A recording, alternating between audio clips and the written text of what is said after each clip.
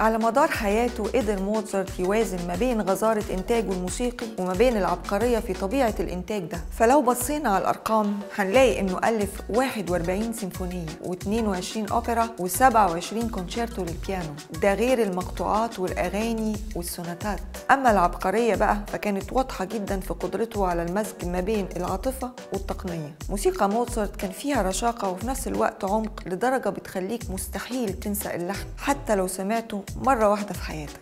من أهم وأشهر أوبرات ومقطوعات موتسارت أوبرا The Magic Flute اللي مليانة رموز روحية وفلسفية. Vogelfänger bin ich, ja stets lustig heißer Hopsasa.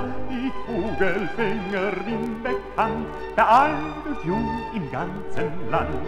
وأوبرا دون جوفاني الدراما السوداوية اللي بتتكلم عن العقاب الأخلاقي اللي فيها عمق نفسي رهيب. كمان الأوبرا الكوميدية الشهيرة لنوتس دي فيجارو اللي كانت عبارة عن نقد اجتماعي قوي وساخر.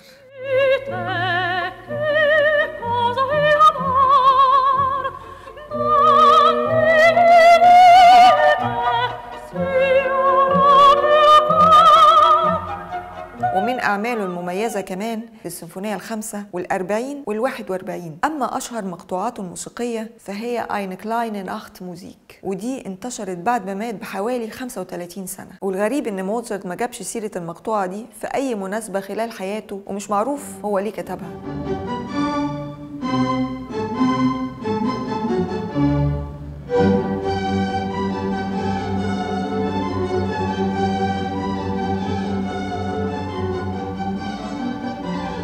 أما آخر أعمال موتسارت فهي الريكويم اللي بدأ فيها موتسارت وهو في مرضه الأخير، وتحس إنه كان فعلا حاسس إن دي نهايته، وده باين جدا في عمق وحزن الموسيقى اللي كتبها. وفي مصادر كتير بتقول إنه كان مقتنع إنه بيكتب العمل ده لجنازته هو، وفعلا موتسارت ملحقش يكمل العمل ده، واللي كمله هو تلميذه فرانس كسافر سوسماير بناء على ملاحظات موتسارت اللي كانت متبقية. والأكيد إن محدش يختلف على إنه ريكويم من أعظم الأعمال في تاريخ الموسيقى الكلاسيكية.